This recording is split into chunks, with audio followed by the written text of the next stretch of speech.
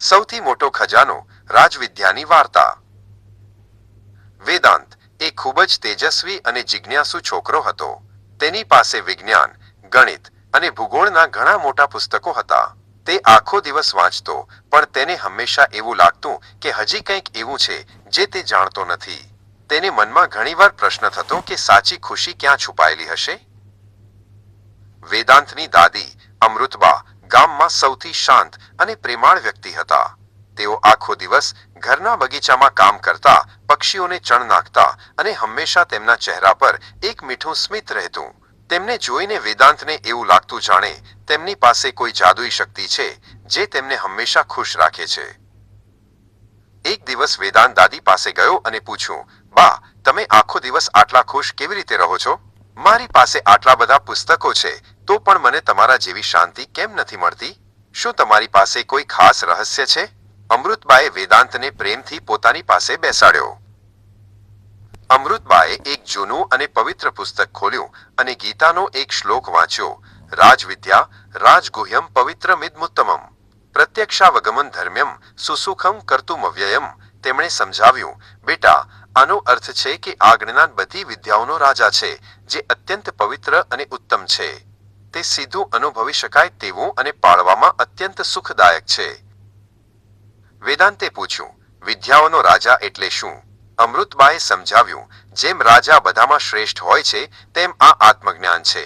તે આપણને શીખવે છે કે આપણે ખરેખર કોણ છીએ।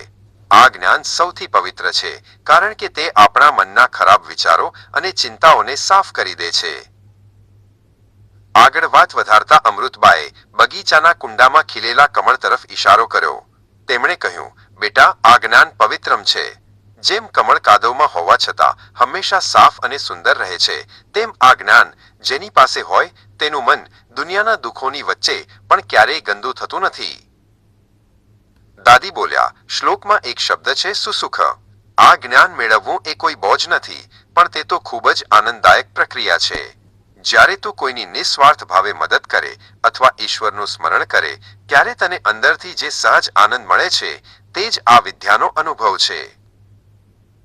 વેદાંતે કહ્યું, બા, મારે પણ આ પવિત્ર શાંતિનો અનુભવ કરવો છે। અમૃતબાએ તેને આંખો બંધ કરીને થોડીવાર શાંત બેસવા કહ્યું। વેદાંતે દાદીએ સમજાવેલા ગીતાના એ શબ્દો વિશે વિચાર્યું અને મનમાં ઈશ્વરને યાદ કર્યા। તેણે નક્કી કર્યું કે તે હવેથી હંમેશા સાચું જ બોલશે। થોડીવાર પછી જ્યારે વેદાંતે આંખો ખોલી, ત્યારે તેને ખરેખર હળવાશનો અનુભવ થયો। તેને સમજાયું કે આ જ્ઞાન તો પ્રત્યક્ષાવગમ છે, એટલે કે તેને અનુભવવા માટે પુસ્તકોના ઢગલાની નહીં, પણ શુદ્ધ હૃદયની જરૂર છે। તેને ખરેખર ખૂબ જ આનંદ થયો।